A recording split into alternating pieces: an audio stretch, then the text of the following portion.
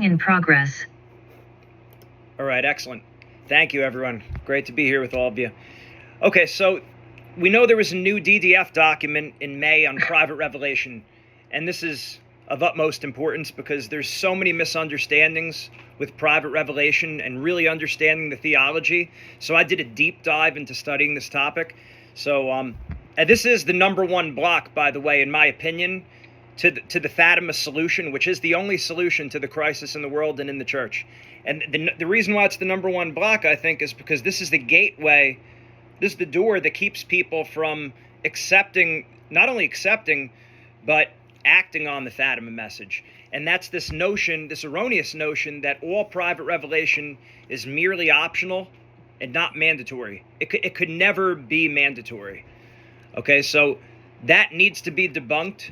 And we've plenty of research on that topic here. So rather than this being a passionate plea, I'd rather marinate you in some of the theologians and some of the manuals. So it's going to be a little bit heavier on the theology today, but it's really important because, like I said, if you speak to most Catholics, in fact, most priests, even many traditional priests, they just don't understand. The first thing they'll say is private revelation is optional. It's never binding. You don't have to do it. And my point is that is not a complete Catholic understanding of the theology there. So I had an article that was published. Peter Kwasniewski posted my article in Rorate Caeli. And I also did a show with this on Welcome to Tradition with Jeff Kastman. And I know Jim is very frequently on that show. And also on LifeSite News, John Henry Weston had me on to speak about this, and it's just a really important topic. So if you see the article, I sent the article to everyone inside the chat. So that should be there. So that DDF topic right there. So again, back with, is private revelation merely optional? You know, if you look at the Bishop of Guadalupe, Our Lady of Guadalupe, Our Lady of Guadalupe tells Juan Diego, tell the Bishop of Guadalupe to have a church built. Okay, so was it binding on Juan Diego to tell the Bishop of Guadalupe to do this? And then was it binding for the Bishop of Guadalupe to actually do this? In other words, was there some moral obligation, or was this merely optional for both Juan Diego to communicate this message and then the Bishop of Guadalupe to make good on Our Lady's requests? Then I think about St. Margaret Mary. When our Lord appeared to St. Margaret Mary and said, tell the King of France to consecrate France to my Sacred Heart, and right, to do that and to have the heart placed in the flag, was this optional? So was it optional for St. Margaret Mary? Did she have some moral obligation to communicate this message to the King of France? And did the King of France have some moral obligation to consecrate France to the Sacred Heart of Jesus? It seems basic Catholic sensibilities would say, yes, of course, when heaven speaks, you have to do this. So we know this from our sensibilities, but we've been given the wrong message. I don't want to say the wrong message, but a very incomplete message from many people, even in the hierarchy of the church.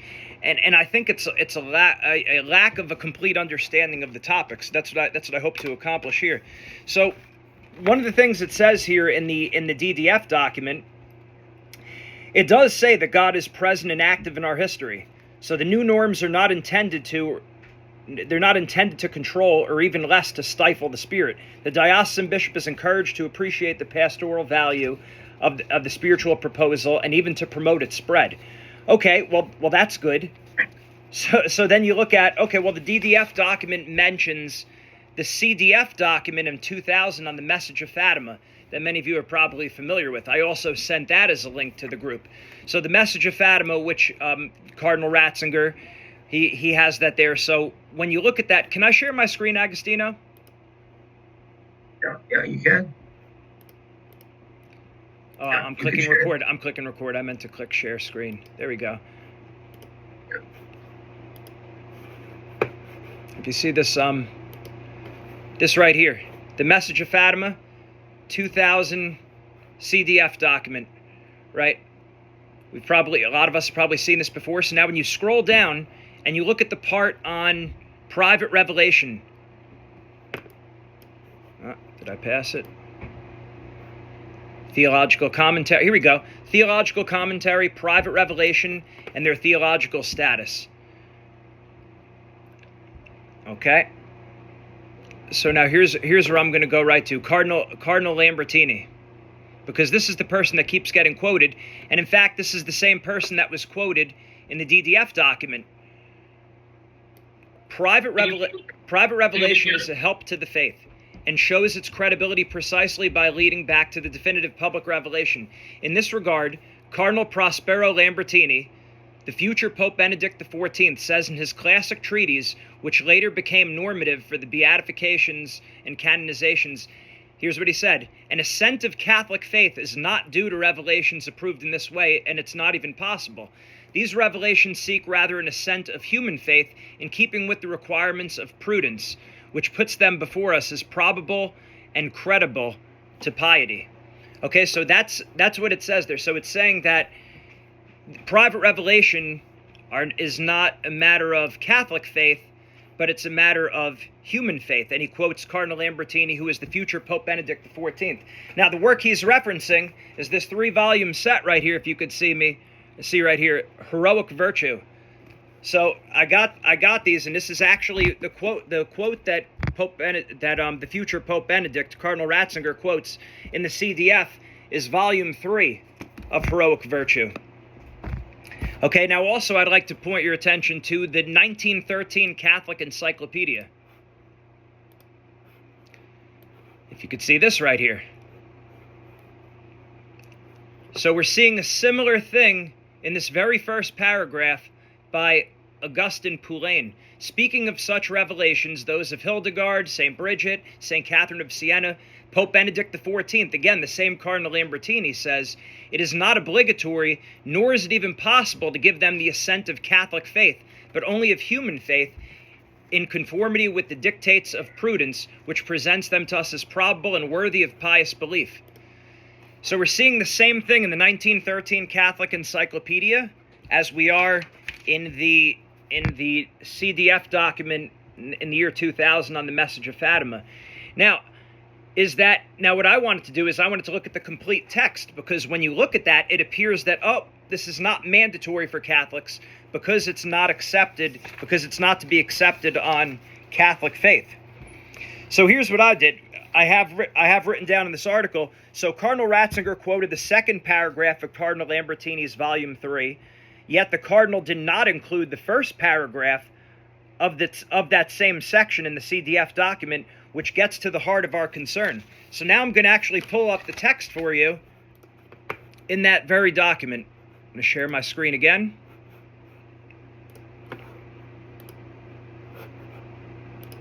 Okay, so right here, this is Heroic Virtue.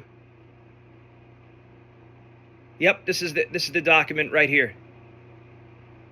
Oh, wait a minute. 394 I should be at.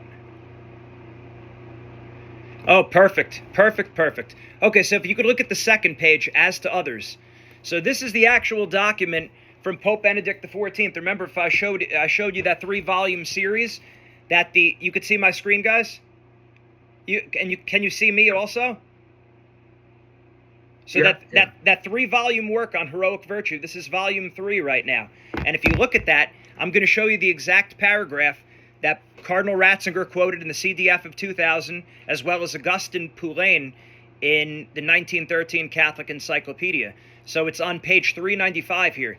As to the others, to whom revelation is not directed, both Cardinal De Lugo and Araxo maintain that they are not really bound to believe such a revelation, nor if they believe is such an assent that of Catholic or divine faith, because it does not rest upon divine testimony, which is the formal and proper ground of divine faith. Okay, so Cardinal Ratzinger in the 1913 Catholic Encyclopedia got that right. It does not require Catholic faith. If you look at the paragraph right above it, Could you just repeat that last statement? Cardinal Ratzinger. Cardinal Ratzinger in the 2000 Message of Fatima, the CDF document, as well as Augustin Poulain, who wrote the excerpt on private revelation in the 1913 Catholic Encyclopedia, And I pulled Okay, I pulled that up from iPieta PhD, which is a great app that you could actually search through church documents, church fathers, doctors of the church. So if you don't have that for your computer or your phone, I would strongly recommend that. It's called iPieta. That's how I was able to pull up the 1913 Catholic Encyclopedia. So right here, it quotes this exact section, which you see page 395 of Heroic Virtue. But if you look at the paragraph directly above that, it says this: what is to be said of those to whom the revelations are directed, or of others to whom they are not directed, whether and to what credit is to be given to them? This differs from the two foregoing. Those have made reference to him whom the revelation is made, and this revelation to other persons, namely those to whom the revelation is directed, and those whom it's not directed.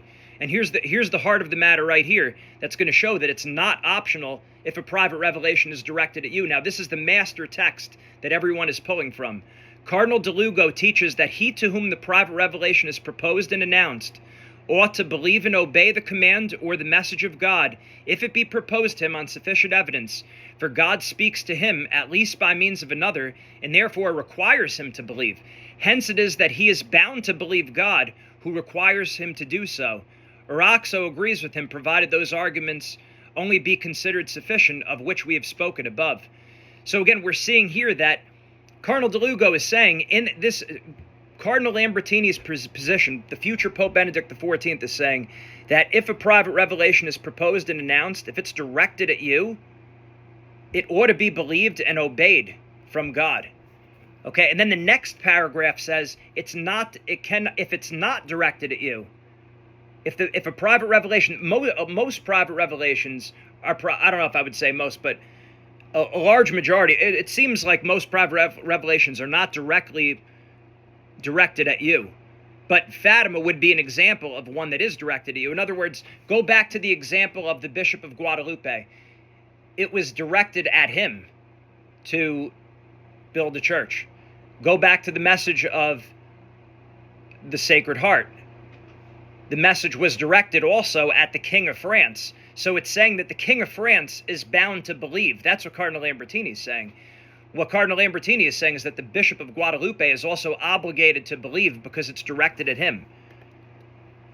I hope that makes sense. That's a big difference than what we're hearing, that private revelation is optional. And that's coming directly from the master text here, that the master text that everyone is pulling from with Cardinal Lambertini. Okay? So I go on further. I really think that's the heart of one of the big misunderstandings there. So I think it's been very incomplete. Then also I compare that with the Fourth Lateran Council, or the Fifth Lateran Council, and I know we spoke about this before, but this is a quote from 1516. If the Lord reveals to certain of them by some inspiration some future events in the Church of God, as he promised by the prophet Amos, and as the Apostle Paul, the chief of preachers, says, do not quench the spirit, do not despise prophesying, for we have no wish for them to be counted with the group of storytellers and liars, or to be otherwise hindered. For as Ambrose bears witness, the grace of the Spirit himself is being extinguished, if the fervor in those beginning to speak is quieted by contradiction. In that case, a wrong is certainly done to the Holy Spirit. So what the Church is saying there in the Fifth Lateran Council is we can't mistake false private revelation to true private revelation, right? There's a lot of times people saying that this private revelation, and that's I think what gets into the problems a lot of times. As soon as you start talking about Fatima, then right away we start hearing, oh, well, what about Medjugorje? What about Garabandal? And what about all these other apparitions, right? That's almost the first thing that comes up. And it's like, well, let's start with, before we fall down that rabbit hole or fall for these red herrings, let's stick to the issue at hand. Fatima was approved. So let's start there and say, okay, well now, the key question then becomes, was Fatima directed at us or was it not directed at us? That's a key point right there. Okay, so I'm going to move on. Now we look over at, I guess, another good one right here. St. Alphonsus, one of the things he says in his 12 Steps to Holiness, this is a good one. And it says here, if our Lord came in person and charged you with some office or some particular work, would you hesitate a moment to obey? Would you begin to excuse yourself and oppose obstacles to the fulfillment of his command? But, says St. Bernard, whether it is God himself or one who takes his place, that gives the command, you must render the same prompt and cheerful obedience.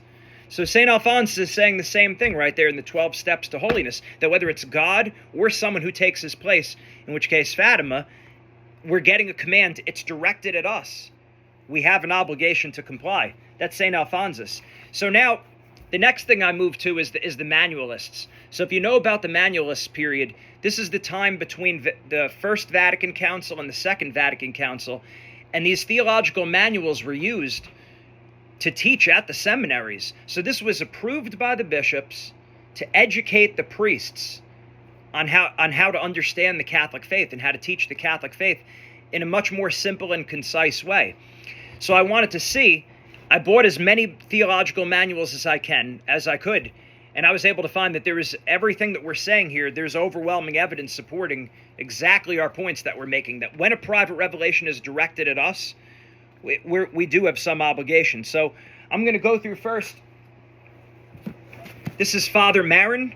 This is the Theology of Christian Perfection, and Father Ullman, Spiritual Theology. Okay, so now this is 1954. This is 1980.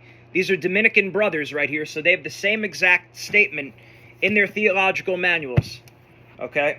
So it says, if after a prudent judgment it's determined that a given revelation... So you know what I'll do? Let me go ahead and pull it up so you guys can look at the words. I think it's easier when I do that. Wait a minute.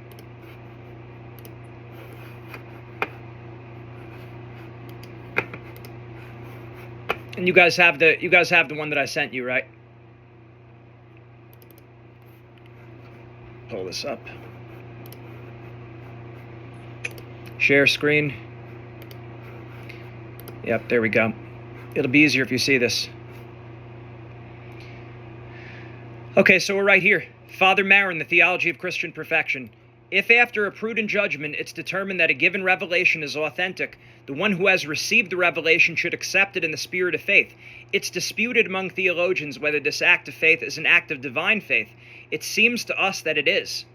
Moreover, if a private revelation contains a message for others, and it has been accepted as an authentic revelation, those persons also have an obligation to accept the truth of a revelation and act upon it.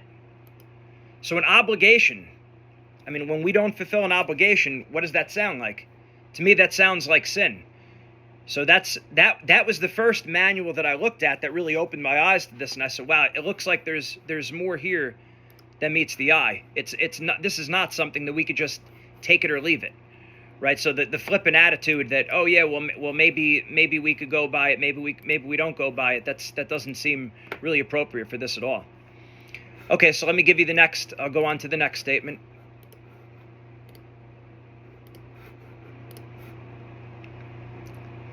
So the next one we have here is McHugh and Callan. Nope, not yet. We have Father Hunter. So this is an 1895 theological manual. If you could see my video here, if you could see my picture, not the video screen, Outlines of Dogmatic Theology by Father Hunter. It says, divine faith is due to a private revelation from God. If such a revelation comes to be known with certitude by any person, which is possible perhaps, but happens very rarely, if at all, at the same time it would be rash and presumptuous for anyone to speak or think contemptuously about all such revelations, especially of such that are widely received among the faithful and are circulated with sanction, express or tacit of the Church. So we're seeing here that it is, divine faith can be due to private revelation, even though it's rare. And no matter what, approved private revelation, it would be rash or presumptuous for one to speak contemptuously about it. Now we move on to Father Slater, a manual of moral theology. It's not heresy, though sinful, to reject what has been revealed by God in a private revelation.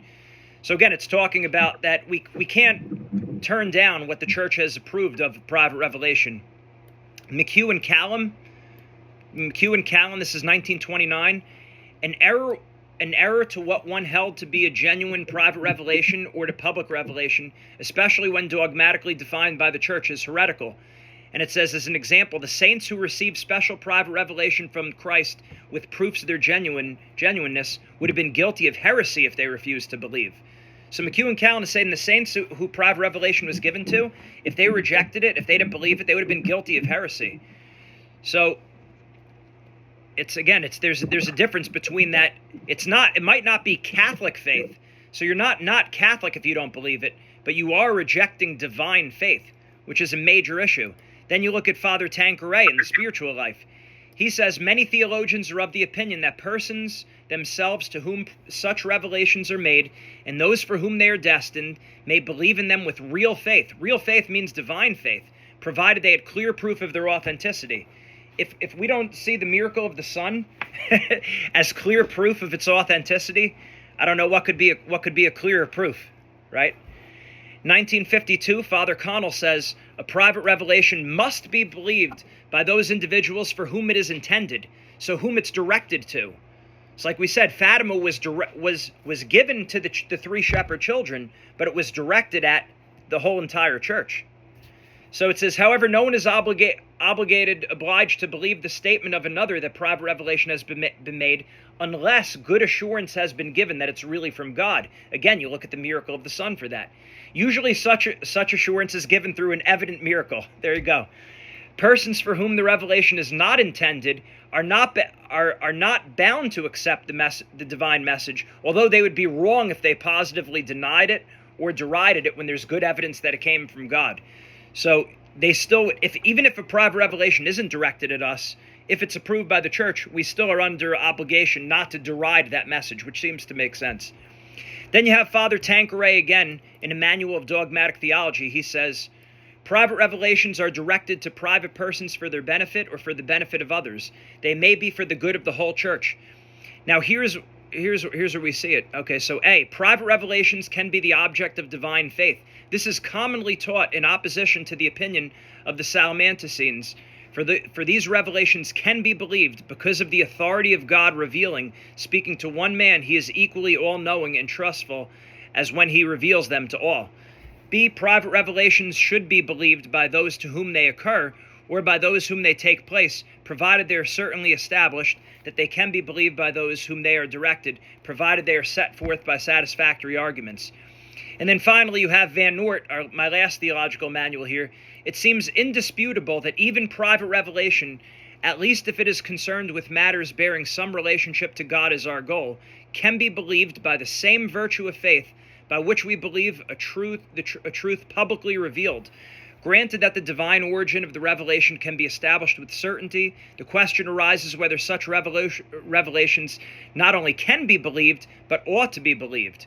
Briefly, we think the answer is this. Such a revelation ought to be believed both by those who receive it and by those whom it is destined.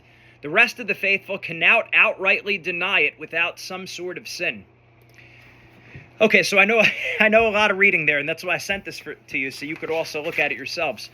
But what we're seeing there is there's a distinction. If you go back to Cardinal Ratzinger's CDF document of 2000, as well as the 1913 Catholic Encyclopedia, they say an assent of Catholic faith cannot be given to private revelation. That's true.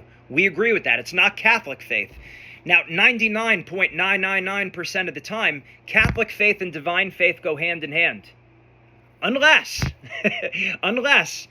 this rare situation that can and has happened in the history of the church, where an approved private revelation is directed at someone, then that someone is obligated, according to the manualists and according to the master text itself by Cardinal Lambertini, an obligation, a moral obligation to accept that message of under divine faith, real divine faith, not Catholic faith, but divine faith, and to not fulfill those requests from heaven would be to fail in a moral obligation, which to me, personally, my opinion, suggests sin.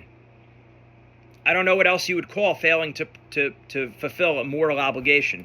So now, is Fatima binding on the church? Is Fatima directed? So the big question becomes, is Fatima directed at us? Because if it's not directed at us, okay, we can't reject it, but we might not have to comply. Well, I look at these two quotes, these three quotes here, and these are just three among many, many quotes. Let me pull up my screen. This is just from my notepad now. So Pope St. John Paul II said, the message of Fatima imposes a commitment on the church. We've seen this in many Fatima Center materials, and it should be everywhere. We also know from that same CDF in 2000, it says Fatima is undoubtedly the most prophetic of modern apparitions. Undoubtedly. And Pope Benedict the 16th said in 2010, this is 2010, Pope Benedict the 16th said, we'd be mistaken to think Fatima's prophetic mission is complete. We'd be mistaken to think Fatima's prophetic mission is complete. So that paired with Fatima is undoubtedly the most prophetic of modern apparitions, and Pope St. John Paul II saying the message of Fatima imposes a commitment on the church, I don't think it can be doubted that this is directed at us. And what was directed at us? Exactly what we've been speaking about, Roman Catholic SOS. Pray the rosary every day. Consecrate yourself to the Immaculate Heart of Mary. Scapular, wear the brown scapular. Offer up our daily duties and sufferings, which really is the heart of the Fatima message. We'll offer up our daily duties and sufferings. And then S, the Saturdays, the first Saturday devotion. As Agostino said before, when Father Chris Alar was saying that in his recent talk on the feast day of Our Lady of Mount Carmel, that I convinced him of this topic. This took about 3 years because I was actually experiencing some resistance with some of the people in the Marians. Again, they've been very good to me and my family, but there's been a block when I've been having a discussion with some of their theologians. They've accepted the other 4 elements of the Fatima message, but they didn't accept the brown scapular. And then after showing Father Chris the Father Rafferty interview, there was other information as well as the pledge, the Blue Army pledge. We're talking about 1946. Okay, 1946. Sister Lucia was put to her, what must the faithful do to attain the triumph of Mary? What must the faithful do? And she said, this is, and she drew it out. The Blue Army pledge. This is 1946 now. So this is before Vatican II. So she gave out that pledge, and basically that was it, and it included the brown scapular. And then right away, the Bishop of Fatima said, "Promulgate this is coming from me." So thanks be to God, we were able to get through him. That's not the end all be all, of course. The idea is for us to get this message out to many people as we possibly can, the whole world. But we have to understand that there's a difference. We have to understand those little nuances there. There's a difference between divine faith and Catholic faith. Catholic faith is what the Catholic Church puts forth that we must believe. And if we don't believe it, we're not Catholic. Right? Now, divine faith, it doesn't mean if someone didn't believe that we have to fulfill those 5 Fatima conditions, it's not a matter of Catholic faith. They're not Catholic, but they're failing to uphold some sort of moral obligation, and they should accept it on divine faith because it was revealed to us by a miracle and it was approved by the Church. And it was directed at us, which is very different when a private revelation is not directed at us, as we've seen before. So Fatima there, as we see, is binding. I don't see any other way around it.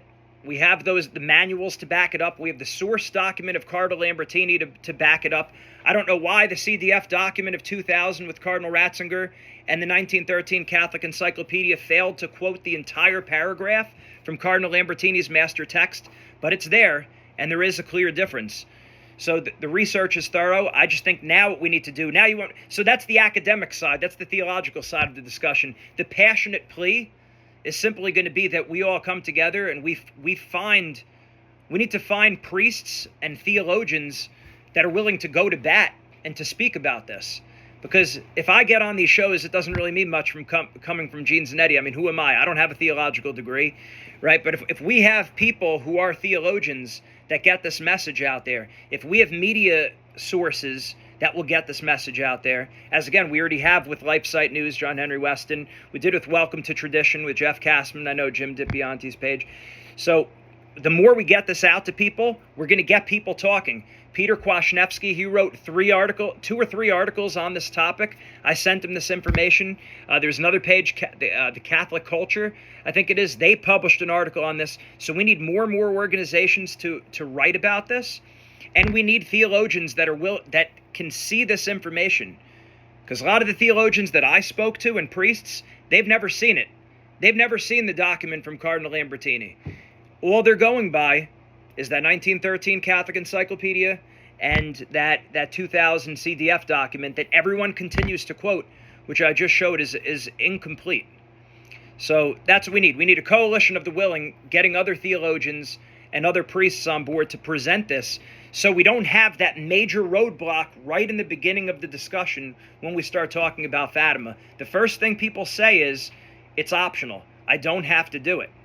I hope at this point that's been shut down, right? And again, it's not because I'm saying it, because no one should believe anything that I'm saying.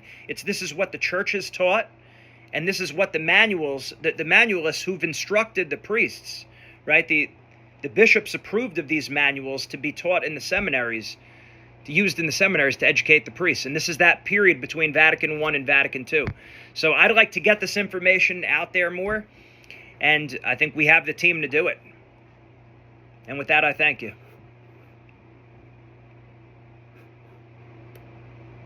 Thank you, Brother Gene. That was extremely interesting. And Father Clovis, you're besides having a doctorate degree in mathematics, you are also a canon lawyer, right? Yes, but I'm not a theologian. I wish I were. Oh, okay. Okay, sorry. That was very that was an eye opener. Thank you very much for that. But I think one of the things that's a certain sign it's from God is the opposition it gets, and you find this opposition to Fatima is just so incredible and from all at all levels. The question I'd ask, Our Lady of Revelation, that to Luigi, I'm trying to remember the seer's name. The lady was Bruno Cornicchiola. No, that was the second, but 10 years before. Oh, I'm sorry. 37,